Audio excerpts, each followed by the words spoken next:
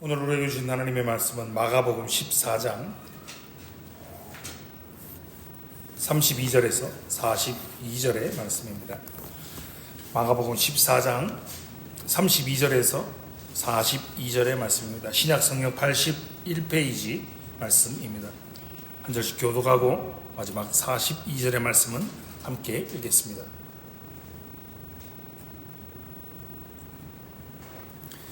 32절입니다. 그들이 겟세마네라 하는 곳에 이름에 예수께서 제자들에게 이르시되 내가 기도할 동안에 너희는 여기 앉아 있으라 하시고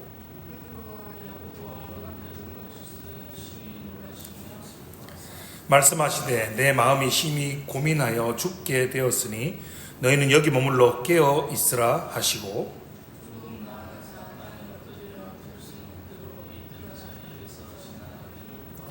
이르시되 아빠 아버지여 아버지께는 모든 것이 가능하오니 이 잔을 내게서 옮기시옵소서. 그러나 나의 원대로 마시옵고 아버지의 원대로 하옵소서 하시고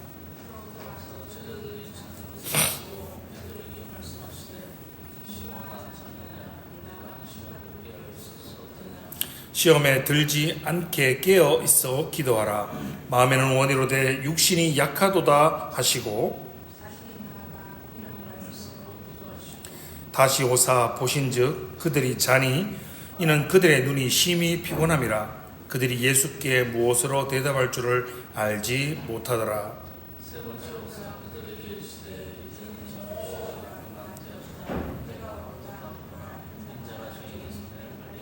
함께 읽겠습니다. 일어나라 함께 가자. 보라 나를 파는 자가 가까이 왔느니라. 아멘. 사순절 절기를 보내고 있습니다. 여러분 우리의 신앙은요 절기신앙이라고 해도 과언이 아닌데 사실 한국교회의 모습들을 보면 너무 기복적인 요소들, 너무 복받는 것에만 강조되고 있는 현실에 안타까움을 금할 수가 없습니다. 여러분 사순절이란 말 그대로 사순절은 40일을 가리키는 말입니다. 부활절 이전에 40일인 거죠. 주일을 제외한 약 6주간의 기간이 바로 사순절입니다. 그리고 그 부활절 이후에 50일이 지나면 무엇이 있습니까? 오순절, 성령 강림, 그래서 오순절이 있습니다.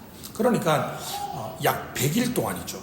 약 100일간 그리스도의 고난과 죽으심과 그리고 부활하심과 승천을 약 100일 동안 묵상하는 아주 복된 기간이고 복된 절기인 거죠. 그의 앞부분인 사순절은요 예수 그리스도의 십자가 죽음이죠. 대속의 은혜를 묵상하는 자신의 성찰과 영적 쇄신을 강조하는 절기가 바로 사순절이죠. 여러분 영적 쇄신은 무엇입니까? 바로 회개입니다. 우리가 매주일 예배 때마다 참회의 기도를 드리는 것처럼 회개만이 참회만이 영적인 쇄신이며 우리의 삶을 돌아보는 귀한 시간들, 귀한 절기들이 바로 사순절인 겁니다. 여러분 잘 알고 계시지 않습니까? 구약 성경에 등장하는 모습들을 말입니다. 회개할 때 금식하면서 죄를 뒤집어쓰고 자신의 죄를 회개하는 그들의 삶의 모습이 자신의 삶을 성찰하는 영적 쇄신의 시간들이지 않습니까? 이런 전통들 때문에 교회사 역사적으로는 사순절 기간 동안 금식을 하기도 했습니다. 그런데 여기에 문제가 있습니다. 여러분 성경을 읽어보셔서 아시겠지만 성경에는 오순절이라는 표현은 등장합니다. 알고 계시죠? 그런데 성경 어디에를 읽어봐도 사순절이라는 표현이 성경에는 등장하지 않는다라는 거죠. 그래서 혹자들은 이렇게 주장합니다. 봐라, 사순절은 성경에 기록이 없지 않느냐. 사순절은 이교도의 풍습에서 온 것이다 라고 주장하기도 합니다. 사순절을 영어로 죄송합니다 렌트라고 합니다. 이 단어가 앵글로 색슨족의 언어인 봄이라는 뜻을 담고 있습니다. 즉 사순절은 우리나라 절기처럼 경칩 입춘 뭐 그런 느낌인 거죠. 사순절은 봄이 오는 것을 알리는 절기다라는 뜻이 포함되어 있다는 겁니다. 그래서 이 봄을 알리는 절기가 이교에서 유래했다라고 주장하기도 합니다. 또 다른 주장은 사순절이 40일이라고 말씀드리지 않습니까? 이 40이라는 숫자의 의미를 가지고 이야기합니다. 바벨론 신화에 의하면 바벨론의 리무롯의 아들 담무스의 전설에 의하면 담무스가 40세가 되던 해에 멧돼지에 받쳐서 그만 죽고 말았습니다. 그래서 그가 지상에서 살았던 40이라는 해를 날로 바꾸어서 40일 동안 담무스를 위해서 애곡하는 절기를 만들었고, 이 절기 동안 단식하고 애곡하면 지하 세계에 가 있는 담무스가 부활을 하는데, 그의 부활이 바로 봄을 가져온다라는 것이었습니다. 이처럼 사순절은 이교도로부터 왔다, 이교도의 풍습과 이교도의 관습에서부터 왔다라고 주장하기도 합니다. 그러나 여러분, 사순절은 이교도로부터 기원한 것이 아닙니다. 325년 니케아 공의회가 열렸습니다. 이 회의가 뭔데? 라고 하실 분도 계시겠지만, 저와 여러분이 믿고 있는, 우리가 믿고 고백하는 니케아 신경, 우리가 믿고 고백하는 세계의 신경 중에, 신조 중에 하나인 니케아 신경이 바로 이 니케아 공의회에서 채택되었습니다. 바로 이 공적인 회의에서 사순절을 언급하고 있습니다. 여러분, 우리의 신앙을 아주 짧게 요약하면 이렇게 요약할 수 있죠. 예수 그리스도의 탄생, 십자가의 죽으심, 그리고 부활, 승천, 다시 오심, 아주 짧은 문장으로 이렇게 요약할 수 있습니다. 그 짧은 요약 안에 중심축이 되는 것이 무엇입니까? 예수님의 십자가 죽으심과 부활이죠. 그래서 교회를 다니지 않는, 예수를 믿지 않는 사람들도 1년에 2번은 교회를 가야 된다고 이야기하지 않습니까? 언제입니까? 부활절과 성탄절입니다. 부활절은 너무나도 중요한 절기이기에 부활절을 맞이하기 위해서 부활절 한 주만이 아니라 미리 앞서 준비해야 한다라는 것은 너무나도 자연스러웠던 것입니다. 예수님의 십자가 고난을 묵상하면서 단식이 필요하다, 금식이 필요하다라고 생각하는 것 역시 너무나 자연스러운 것이라고 할 수 있습니다. 이런 기간들이 길어져서 바로 사순절이라는 절기가 만들어졌던 것입니다. 사순절, 즉 40일 동안 회개하고 단식하면서 부활을 준비해야 한다라는 생각은 바로 성경에 기록되어진 이 40이라는 숫자가 주는 상징성과 중요성에서 기인한 것입니다. 구약 성경을 기억해 보십시오. 이스라엘 백성이 출애굽하여서 광야에서 방황하던 기간이 40년입니다. 그리고 그 기간 동안 모세가 시내산에서 올라가서 머물렀던 기간이 역시 40일입니다. 신약 성경은 어떻습니까? 예수님이 공적인 생애, 공생애를 시작하시기 전에 광야에서 40일 동안 금식하셨습니다. 이러한 성경에 나타나는 40일이라는 이 중요성과 상징성 때문에 사순절이라는 절기가 역사적으로 생겨났다라고 말할 수 있습니다. 좋은 의미죠. 중요한 의미를 가지고 있죠. 그런데 이러한 절기의 중심이, 그의 사상이 변질되기 시작한 겁니다.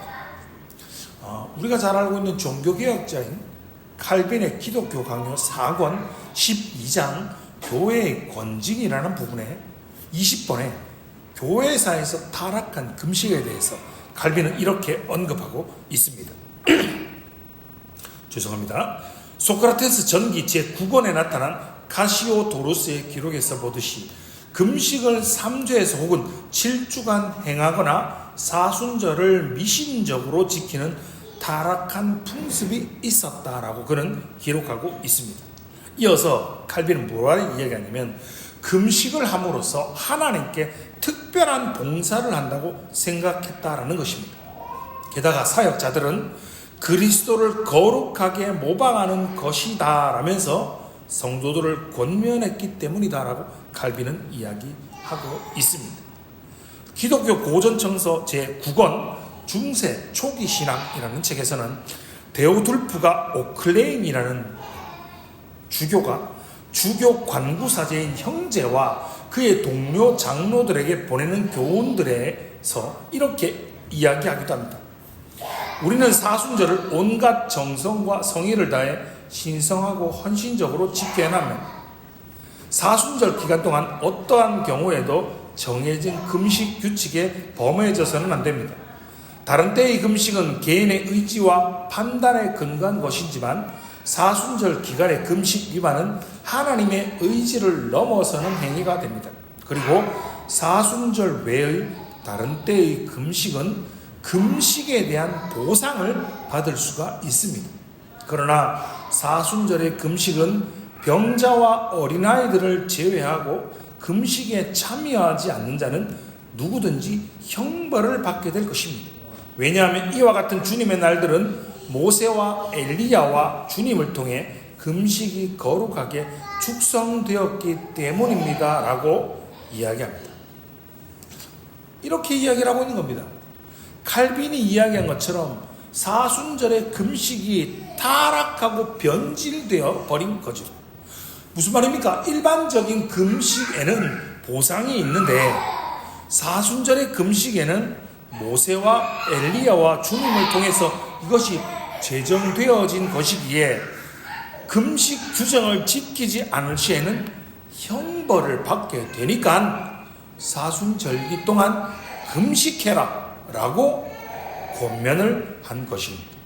무슨 말입니까? 이 풍습이 이것이 성경적이지 않다라는 겁니다.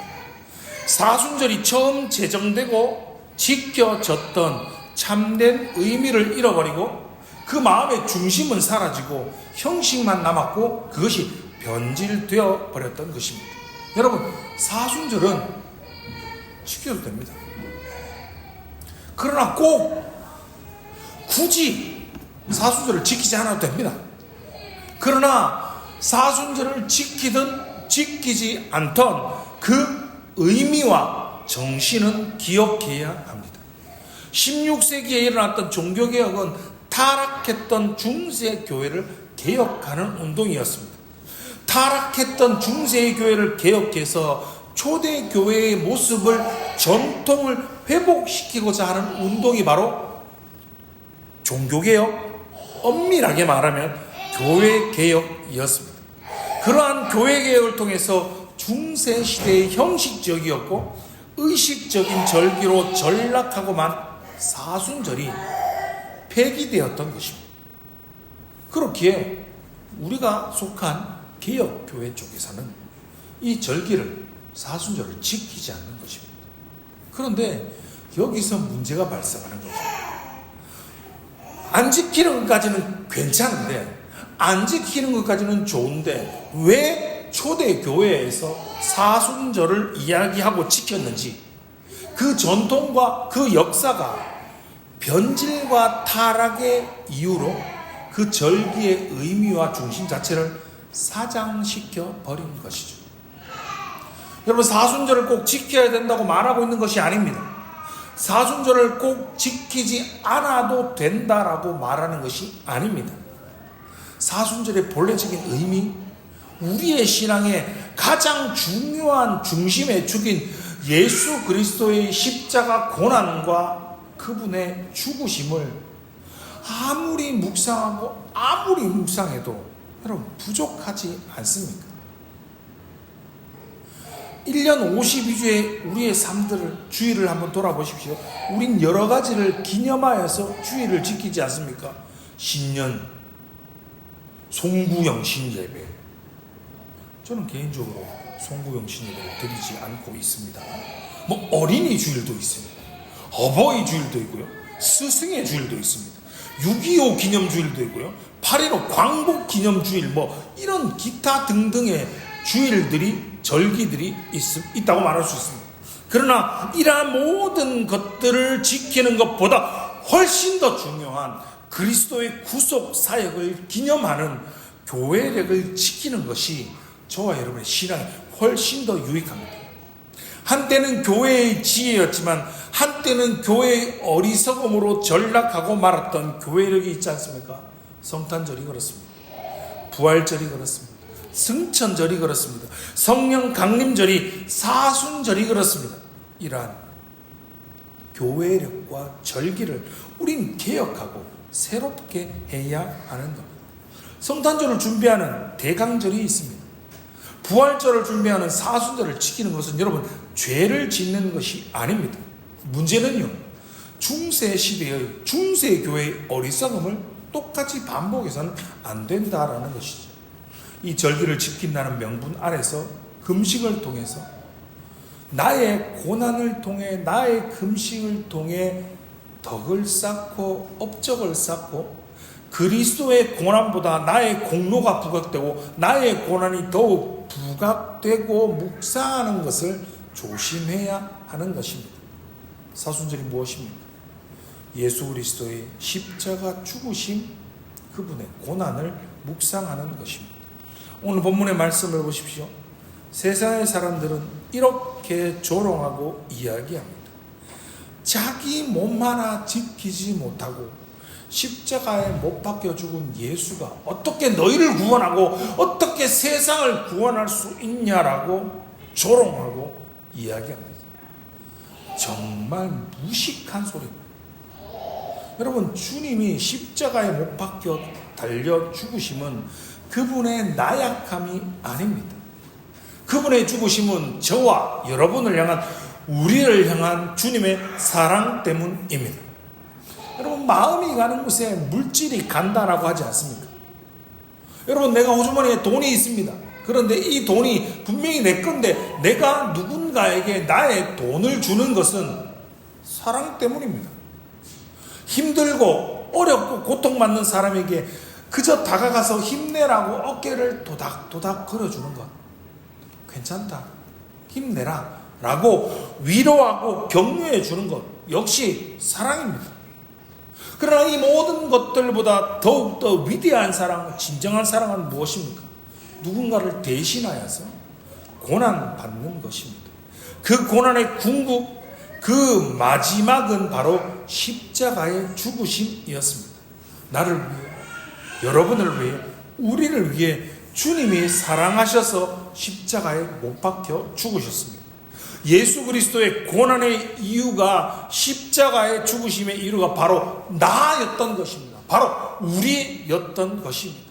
사순절에 주님의 묵상을 통해서 우리가 주님 앞에 더욱더 감사해야 하는 이유가 바로 여기에 있는 것입니다.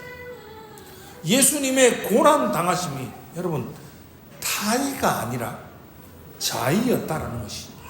오늘 보면 36절의 말씀입니다. 36절의 말씀을 함께 읽어보겠습니다. 시작. 이르시되 아빠 아버지여,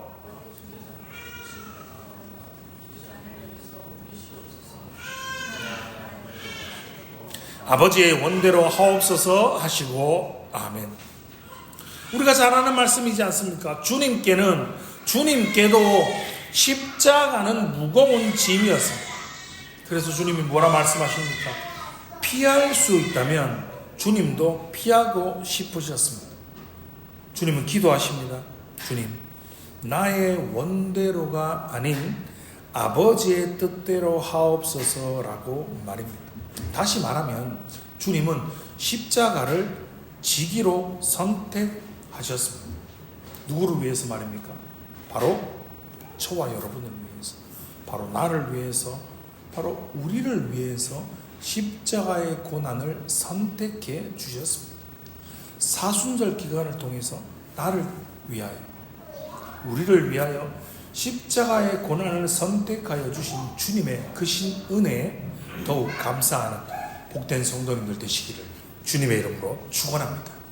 더욱 감사한 것이 있습니다. 오늘 본문의 말씀을 다시 한번 보십시오. 이 무겁고 힘든 십자가를 지시기 위해서 주님은 기도하셨습니다. 그리고 오랜 세월 함께 동고동락하였던 제자들에게 이 십자가 짐을 위해서 함께 기도하기를 원하셨습니다. 그러나 본문을 보십시오. 그들은 잡니다. 주님은 지금 십자가 죽음 앞에 고뇌하고 번뇌하고 고통스러워하고 계시는데 제자들은 속도 모르고 잡니다. 주님은 아무도 이해해 주지 않고 아무도 그 아픔을 공감해 주지 않고 아무도 자신과 함께 해 주지 않는 상황에서도 바로 저와 여러분을 위해, 우리를 위해 십자가의 고난을 당하셨던 것입니다. 우리가 더욱 감사해야 하는 이유가 바로 이것입니다. 여러분, 우리가 인생을 살다 보면 힘든 일을 할 때가 있습니다. 혼자 힘든 일을 하면 정말 힘든데 그래도 옆에 함께하는 사람들이 있으면 어떻습니까? 조금 덜 힘들게 느끼지 않습니까? 내가 힘든 일을 하고 있는데 때로는 누군가가 나를 이해해주고 나를 좀 격려해주고 나를 응원해주면 힘이 좀 덜 들지 않습니까? 힘이 좀 나지 않습니까? 그런데 우리 주님의 십자가 고난 앞에 제자들의 모습을 보십시오. 그들은 잡니다. 주님은 홀로 걸어가셔야 했던 그 십자가 길 앞에서 너무나 외로우셨습니다.